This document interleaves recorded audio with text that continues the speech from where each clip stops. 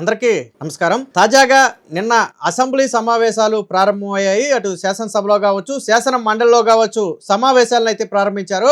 అయితే శాసన మండలిలో వైసీపీ డిఎస్సి మీద ఏదో నిలదీస్తాం, కడిగేస్తాం, ప్రభుత్వాన్ని కడిగేస్తాం, మా దగ్గర ఆధారాలు ఉన్నాయని చెప్పి మొదట్లో మాట్లాడారు. కానీ చివరికి అదే డిఎస్సి మీద ప్రభుత్వం సమాధానం చెబితే వినే పరిస్థితి కూడా లేకుండా వారంతట వారుగా సభను గందరగోళానికి నెట్టేసి సభను వాయిదా వేసే పరిస్థితి తీసుకురావాలన్నట్టుగా నిన్న వైసీపీ సభ్యులు వ్యవహరించారు. వాళ్ళు వాయిదా తీర్మానం ఒకటి ఇచ్చారు. ఏదైతే ఆ డిఎస్సి మీద చర్చ కోసం అని చెప్పి వైసీపీ వాయిదా తీర్మానం ఇస్తే నారా లోకేష్ కూడా దానికి సెటైరికల్ గా సోషల్ మీడియా వేదికగా రెస్పాండ్ అయ్యారు.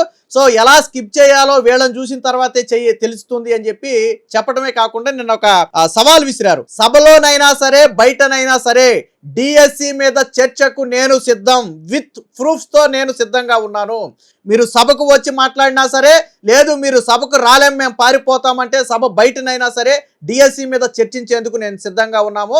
ఎక్కడ చర్చిద్దామో మీరే చెప్పండి అని చెప్పి నిన్న వైసీపీ పార్టీకి ఒక సవాల్ అయితే విసరడం జరిగింది. ఈ రోజు రెండో రోజు సమావేశాల్లో కూడా నారా లోకేష్ ట్విట్టర్ వేదికగా రెస్పాండ్ అవుతూ ఒక సెటైరికల్ గా జగన్మోహన్ రెడ్డి కోసం ఇక్కడ వెయిట్ చేస్తున్నట్టుగాను, జగన్మోహన్ రెడ్డి రావట్లేదు అన్నట్టుగా ఒక సెటైరికల్ పోస్ట్ కూడా పెట్టడం జరిగింది. అంటే డిఎస్సి మీద కూటమి ప్రభుత్వం స్ట్రాంగ్ గా ఆధారాలతో తిప్పికొట్టడానికి సిద్ధంగా ఉంది. ఇదే సభలో నిన్న ముఖ్యమంత్రి చంద్రబాబు గారు కూడా మాట్లాడటం జరిగింది. సో మీద బురద జల్లి పారిపోదామంటే కుదిరే పరిస్థితి లేదు, మీరు సభకు రండి, ఆధారాలతో సహా వివరించడానికి, మిమ్మల్ని ఎండగట్టడానికి మేము సిద్ధంగా ఉన్నామని చెప్పి చంద్రబాబు గారు కూడా చెప్పడం జరిగింది. అంటే మీరు వీధి పోరాటాలు చేసి బురద జల్లటం కాదు, అసెంబ్లీకి రండి, అసెంబ్లీలోకి వచ్చి కూర్చోండి, మీ ప్రశ్నలు ఏంటో చెప్పండి, దానికి మేము సమాధానాలు చెప్తాం, మీ అనుమానాలు ఏంటో చెప్పండి, దానికి మేము సమాధానాలు చెప్తాం, ఎక్కడ అవినీతి జరిగింది, ఎక్కడ డిఎస్సిలో తప్పొప్పులు జరిగాయో మీరు చెప్పండి, మేము సమాధానం చెప్తామని చెప్పి నిన్న కూటమి ప్రభుత్వం అయితే చాలా స్ట్రాంగ్ అయితే చెప్పడం జరిగింది.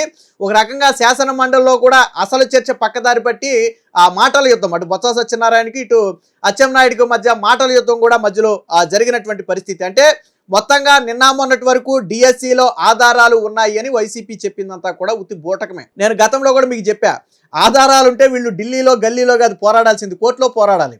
ఆధారాలుండి కోర్టుకి వెళ్ళి కోర్టు ద్వారా ఒక ఆర్డర్ తెచ్చుకుంటే ఎస్ డిఎస్సిలో తప్పు జరిగింది, ఇదిగో మీరు వీళ్ళకి పోస్ట్ ఇవ్వాలి కానీ ఇవ్వలేదు అని చెప్పి కోర్టుతో ఒక మాట చెప్పిస్తే ప్రభుత్వం కోసాలు కదులుతాయి కదా. కానీ కోర్టుకు వెళ్ళారు, వీళ్ళు వెళ్ళారు కోర్టుకి 2 సార్లు వెళ్ళారు. పర్వతరెడ్డి డిఎస్సి మీద 2 సార్లు పిల్లి వేశాడు. 2 సార్లు వేస్తే మొదటిసారి కోర్టు ఆగ్రహం వ్యక్తం చేసింది, వాళ్ళు పిల్లే సరిగ్గా వేయటం రాలేదు మీకు అని. దాంతో క్షమాపణ చెప్పి పిల్లి వెనక్కి తీసుకుని మళ్ళీ రెండవసారి పిల్లి వేశారు. రెండవసారి పిల్లి వేసినప్పుడు ఏమంది హైకోర్టు, అసలు ఈ పిల్లికి విచారణ అర్హత ఉందో లేదో మేము తేలుస్తామని చెప్పింది. ఎందుకనంటే మీరు డిఎస్సిలో అక్రమాలు జరిగాయి అంటున్నారు, దానికి సంబంధించినటువంటి ఆధారాలు లేవు. మీరు దొడ్డిదారిన ఉద్యోగాలు పొందారు అంటున్నారు, కానీ ఎవరు పొందారు అనేది మీరు ఇక్కడ మెన్షన్ చేయలేదు. స్పోర్ట్స్ కోటాలో 3% రిజర్వేషన్ తప్పు అంటున్నారు, కానీ అది కేంద్ర ప్రభుత్వం తీసుకున్నటువంటి నిర్ణయం. సో ఇందులో రాష్ట్ర ప్రభుత్వం ఇన్వాల్వ్మెంట్ అనేది ఎక్కడ కనపట్లేదు. సో అసలు నిజంగానే ఈ పిల్లికి విచారణ అర్హతుందా, రాజకీయ దురుద్దేశాలతో సమయం వృధా చేస్తామంటే మాత్రం మేము ఎట్టి పరిస్థితుల్లో ఉపేక్షించబోమని చెప్పి స్ట్రాంగ్ వార్నింగ్ ఇస్తే ఆ పిల్లు ఉంచుతారా వెనక్కి తీసుకుంటారా అనేది తేల్చుకోవాలని చెప్పి 3 వారాలు గడువు ఇచ్చింది. సో 3 వారాల తర్వాత వీళ్ళు పిల్లు కోర్టులో కొనసాగిస్తామని చెబుతారా లేదా వెనక్కి తీసుకుంటారా అనేది చూడాలి. అంటే కోర్టులు కూడా డిఎస్సిలో ఏమీ జరగలేదనే చెబుతున్నాయి. ఎందుకంటే ఎక్కడైనా అవకతవక జరిగింది అనే అనుమానం ఉంటే వెంటనే విచారణకు ఆదేశిస్తుంది. ఫర్ ఎగ్జాంపుల్ వీరి హయాంలో Group 1 జరిగింది, కోర్టు ప్రాథమిక విచారణలో కొద్దిగా అనుమానాలు వ్యక్తం చేయడంతో వెంటనే సిట్ ఏర్పాటు చేసింది. సిట్ ఏర్పాటు చేస్తే ఏమని తేలింది, సిట్ ఏర్పాటులో పూర్తిగా అవకతవకలు జరిగాయి. 3 సార్లు వాల్యుయేషన్ చేయడంతో పాటు పేపర్ల మీద తప్పులు దిద్దుబాట్లు కనపడ్డాయి, పెరిగిన మార్కులు తగ్గించారు, తగ్గిన మార్కులు పెంచారు. నిపుణులే లేకుండా ఎవరైతే సెక్యూరిటీ గార్డులు, ఎలక్ట్రీషియన్లు, హౌస్ వైఫ్లు ఉంటారో వాళ్ళతో పేపర్లు దిద్దిచ్చేశారు.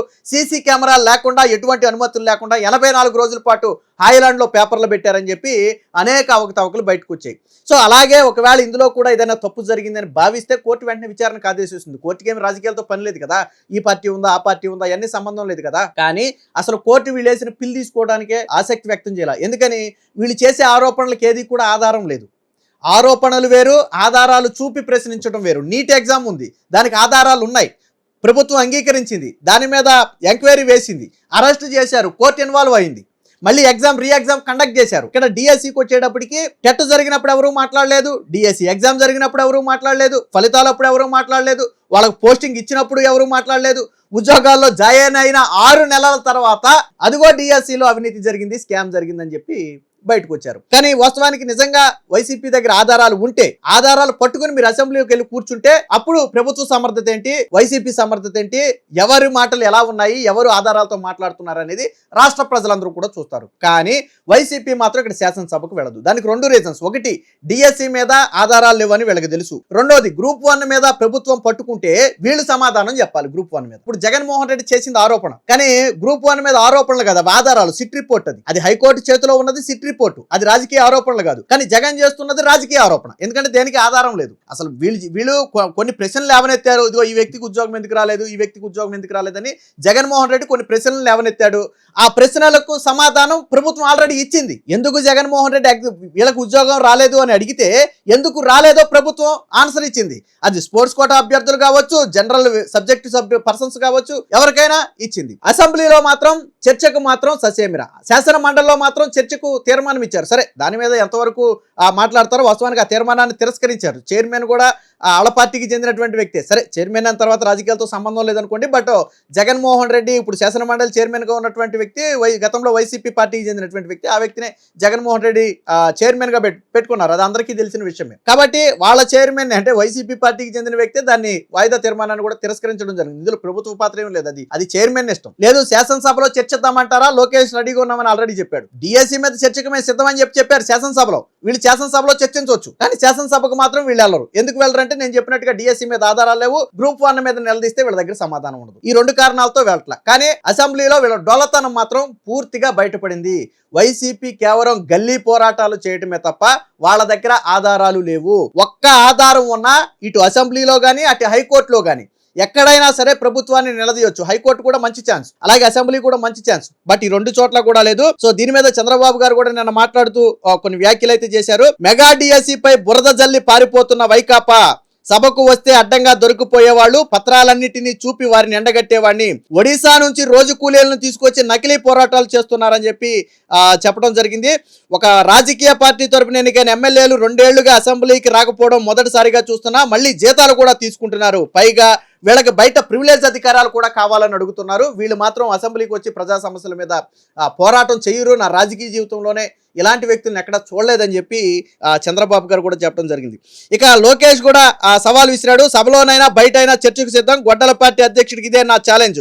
కుంభకోణాలకు జగన్దే పేటెంట్ హక్కు, క్రీడా కోటాలో పారదర్శకంగా పోస్టుల భర్తీ, అసెంబ్లీలో విద్యాశాఖ మంత్రి లోకేష్ వివరణ అని చెప్పి ఎక్కడైనా సరే, దేని మీదైనా సరే, ఏ అంశం మీదైనా సరే చర్చించడానికి సిద్ధంగా ఉన్నామని నిన్న నారా లోకేష్ గారు చెప్పినప్పటికీ కూడా శాసనసభకు మాత్రం వైసీపీ ఎమ్మెల్యేలు వెళ్లే పరిస్థితి లేదు. జగన్మోహన్ రెడ్డి స్వయంగా మీరు శాసనసభకు వెళ్ళొద్దు, మనకు మైక్ ఇవ్వలేదు, వాళ్ళు చర్చిద్దాం రండి మైక్ ఇద్దాం అంటున్నారు. ఇప్పుడు జగన్మోహన్ రెడ్డికి మైక్ ఇస్తారా లేదా అనేది శాసనసభకు వెళితే కదా తెలిసేది. శాసనసభకు వెళ్ళండి, నిజంగా మీకు మైక్ ఇవ్వకపోతే ప్రజలకు వచ్చి చెప్పండి బయట. కానీ జగన్మోహన్ రెడ్డి మాత్రం శాసనసభకు వెళ్ళడానికి ససేమిరా అంటాడు. తాను వెళ్ళకపోతే సరే వైసీపీ మిగిలిన 10 మంది ఎమ్మెల్యేలను కూడా జగన్మోహన్ రెడ్డి వెళ్ళొద్దని చెప్తాడు. అసలు ప్రజలు ఇవ్వని ప్రతిపక్ష హోదా నాకు కావాలని అడగటమే ఒక విచిత్రం.